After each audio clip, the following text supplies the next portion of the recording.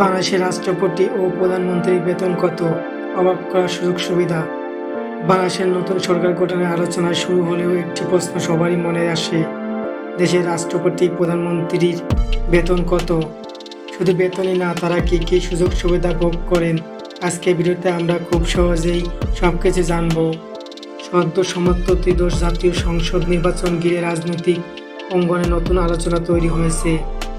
নতুন সরকার গঠন ও শপথ অনুষ্ঠানের প্রস্তুতির মধ্যে সাধারণ মানুষের আগ্রহ বেড়েছে দেশের সর্বোচ্চ পদে থাকা ব্যক্তিদের আর্থিক সুযোগ সুবিধা।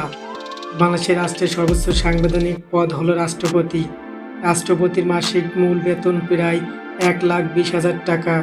এছাড়াও তার বাসস্থান, নিরাপত্তা, পরিবহন ও চিকিৎসা সহ প্রায় সব ব্যয় রাষ্ট্র বহন করে। অন্যদিকে দেশের সরকার প্রধান অর্থাৎ প্রধানমন্ত্রী মাসিক প্রায় 1,15,000 টাকা বেতন পান। এর পাশাপাশি তিনি বাড়ি ভাড়া বাবদ প্রায় 1 লাখ টাকা পর্যন্ত ভাতা পেতে পারেন। তবে সরকারি বাসভবনে থাকলে এই ভাতা প্রযোজ্য হয় না। প্রধানমন্ত্রী আরও কিছু সুযোগ সুবিধা রয়েছে। দৈনিক প্রায় 3,000 টাকা ভাতা, সরকারি বিমান ভ্রমণের সময় প্রায় 25 লাখ টাকার বিমান কভারেজ এবং বিশেষ প্রয়োজনে ব্যবহারের জন্য প্রায় 1.5 কোটি টাকার একটি স্বেচ্ছাধীন তহবিল। শুধু তাই নয়, তাদের সরকারি বাসভবনের নিরাপত্তা, অফিস স্টাফ, গাড়ি এবং আনুষঙ্গিক অনেক খরচ রাষ্ট্র বহন করে থাকে।